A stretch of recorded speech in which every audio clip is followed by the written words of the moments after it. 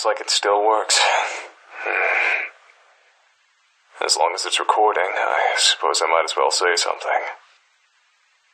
How long has it been since I last used this thing? It's been at least 2 decades.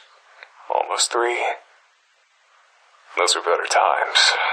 I was so young back then. My future seemed so bright. I remember following my dreams. I remember a promising career. I remember being happy. If I could turn back time, what would I do differently? I know exactly what I should have done.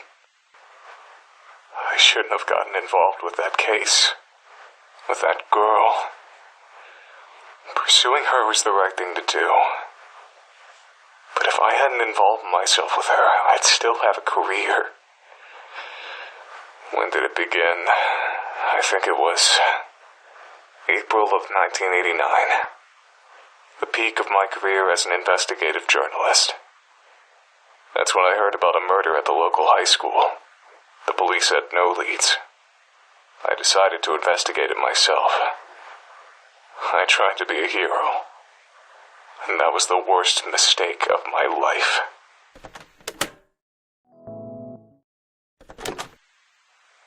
The school's faculty didn't let me conduct an investigation on school grounds. They were highly concerned with maintaining their prestigious reputation. They didn't want any police or journalists snooping around and ruining the school's image any more than the murder already had. Or maybe they just had something to hide and didn't want the authorities to find out. To this day, I still don't know how the school managed to convince the police that any crime that takes place on school grounds can only be investigated for 6 hours maximum. I heard a rumor that the school's headmaster bribes the police department to expedite their investigations as much as possible. There were a lot of unsavory rumors about the school's headmaster, but none of them proven to be true. Because I couldn't work around the school, I used to gather information by interviewing students outside of the school gate when they entered or left the school. It was at this point in time that I noticed a peculiar girl who was quite obviously stalking one of her seniors. I decided to keep my eye on her, and before long, I began to observe some disturbing behavior from her.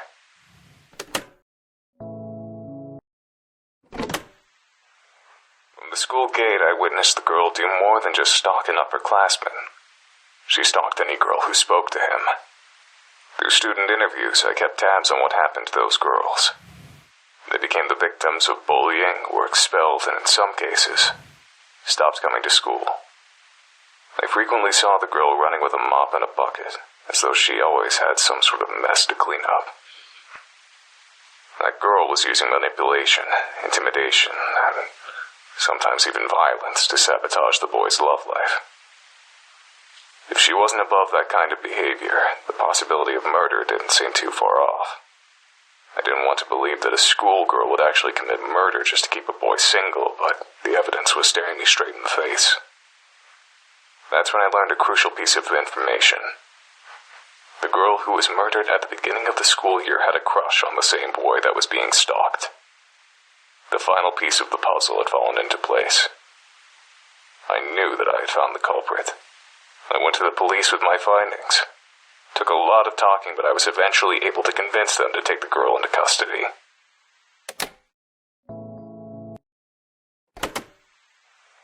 The idea of a murderous schoolgirl was scandalous enough to attract lots of attention. Word of her arrest quickly spread across the entire nation. The trial turned into a media circus. I became a celebrity practically overnight. I didn't want to be a public figure, but I did want my investigative skill to be recognized. I hoped that all the attention would boost my career. As it turns out, I was dead wrong. That manipulative little schoolgirl put on the best act I've ever seen. She cried nonstop, feigned ignorance at every opportunity, and had an excuse for every accusation leveled at her. The court fell in love with her. The media fell in love with her. The entire damn nation fell in love with her. She called me a dirty pervert who enjoyed leering at schoolgirls. She called me a fame-seeking yellow journalist. She claimed that I only accused her of murder for sensational headlines. The court bought every word of it. The day the judge declared her innocent, the entire country celebrated like it was a damn holiday.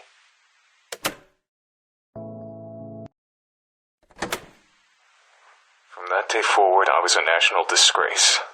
I was known across the country as a lecherous journalist who stalked schoolgirls and tried to throw a girl in prison to boost his own career. I saw disgust in the eyes of every person who looked at me. My house and my car were vandalized every day for weeks. Needless to say, I was never able to work as a journalist again. The police department that arrested the girl was also the subject of national criticism. They were accused of being incompetent fools who would arrest anyone without sufficient evidence. Ever since then, the police in that town have been extremely lenient in an attempt to repair their reputation, and don't want to go anywhere near the local high school except for extremely brief periods of time. But the worst part of the entire experience didn't come from the media or the public. Immediately after the trial, I tried to escape the press by hiding in an alley behind the courthouse. Only one person found me there. It wasn't a journalist or a reporter. It was the girl that had just been declared innocent. I'll never forget her face that day. She was smiling, but her eyes were blank, empty, soulless, like a doll's eyes.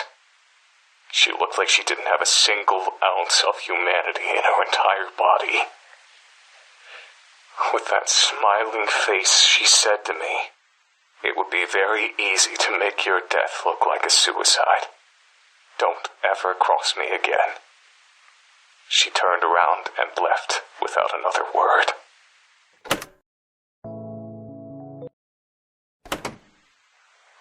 My life was a living hell for about a year, while the trial was still fresh in people's minds. Eventually, the hatred subsided, but it never truly died. There was always someone who recognized me, no matter how much I tried to change my appearance. Finding employment was nearly impossible. I drifted between part-time jobs and spent my free time drinking to ease the pain of becoming the national punching bag. It was around this point in time that I met my future wife. I still don't understand what she saw in me. I was an absolute wreck, not to mention the laughingstock of the entire country. But as soon as we met, she wanted to spend every waking moment with me. She wouldn't let me out of her sight and got possessive if another woman so much as looked at me. I quickly came to depend on her for everything. It wasn't long before I couldn't live without her. I certainly wasn't in any state to take care of myself. I was like an adult-sized baby, helpless and vulnerable. Who knows? Maybe that's what she was attracted to. Maybe she just wanted to experience the sensation of owning a person. Maybe she wanted to keep a human pet. Maybe all she wanted was someone who she could emotionally depend on. Even after all these years, I don't understand why anyone would waste their time with a man like me. But none of that mattered. Despite all my flaws, she accepted me. And that's all I needed. We got married about 6 months after meeting each other.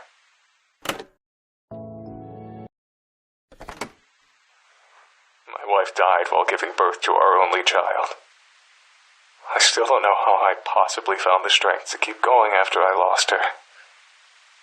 I was completely dependent on her for absolutely everything.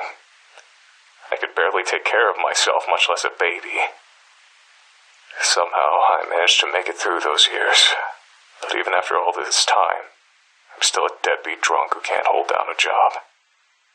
It was very difficult to love my own infant daughter, knowing that my wife was dead because of her. I'm pretty sure I was a horrible father. She practically had to raise herself. I never tried to spend much time with her or learn about her interests. Even now, I don't think I know very much about her. I don't even know what kind of person she's turned into. I don't even know what her everyday life is like. I know that she spends all of her time on her computer. She bought it herself. She seems to have a lot of money for someone her age. I'm afraid to ask where it comes from. Sometimes she comes home with blood on her clothing. I can't tell if it's her blood or someone else's blood. I try to stay out of her business. It's partially out of respect for her privacy, but it's mostly out of fear.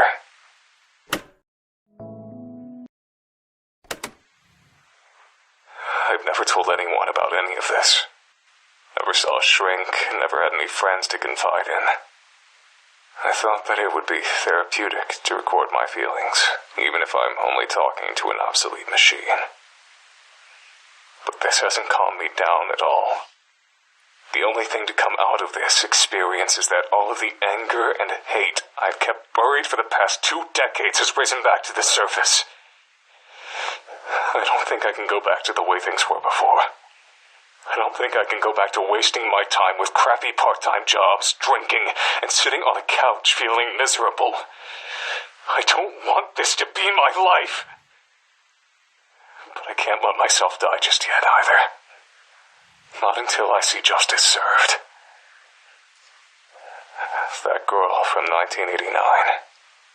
She's a grown woman by now, but she's never been punished for the sins of her youth. I can't go on living in a world where a monster like her walks around in public. I'm the only one who knows the truth about her, so I'm the only one who can bring her to justice. I still know how to track a person down. I still know how to learn a person's secrets. I still know how to dig up the truth. For the first time in decades, I feel like I have a purpose. I feel like I know what to do with my life.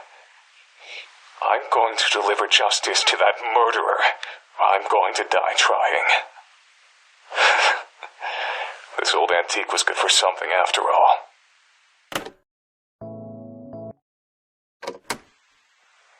I found her.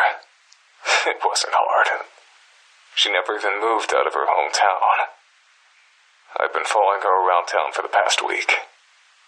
It's not that hard to follow someone without being spotted if you know the right tricks. The only difficult part is looking at her without being consumed with disgust. Thinking about what she got away with.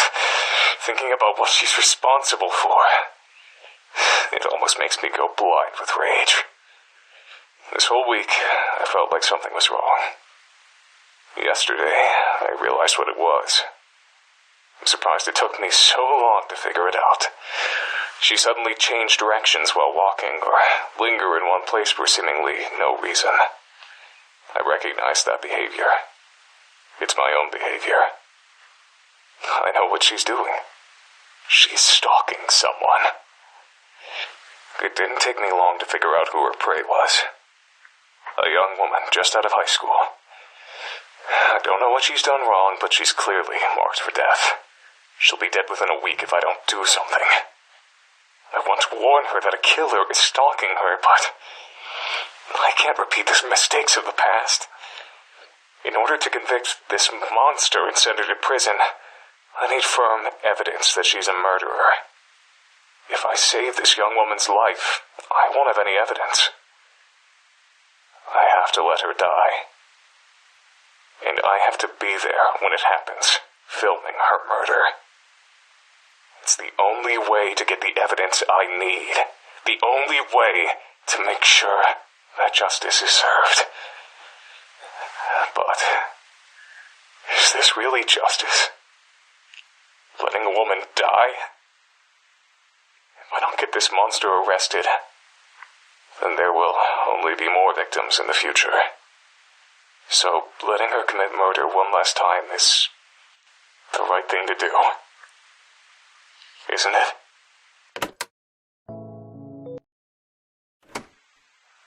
I'm a fool. I'm a goddamned fool. I got sloppy. She caught me. I followed her into an alley, lost her in the shadows. Then I heard her voice from behind me. Long time no see, Mr. Journalist. I turned around and saw her just inches away from me. She was smiling. I recognized that smile. It was the exact same smile she wore when she threatened my life in 1989. I didn't know what to do. I just turned and ran. I've broken a truce that lasted almost 3 decades. She knows I was after her. There's no way she'll let me live. I'm doomed. I can't go to the police. I'll sound like a babbling lunatic without evidence, and right now I don't have any. Even if they do listen to me and investigate her, they won't find anything. My only option is to leave town. No. Oh no, it's worse than that. I have to leave Japan altogether. I searched for you, but I couldn't find you. I can't wait for you to come home. I have to leave immediately. I'm going to gather all of the recordings I've made so far and put them where I know you'll find them. That way, at least you'll know why your father disappeared so suddenly. I only hope that she doesn't try to get revenge on me by harming you. I don't know when I'll be back. I don't know if I'll be back. I don't know if she's willing to cross oceans to hunt her prey. If she is, I'll try to lure her into a trap, try to expose her true nature in front of the police. It's my only hope. I know you can take care of yourself. If I had more time, there's so many things I'd say to you, but I can't. Not now. Stay safe. I love you.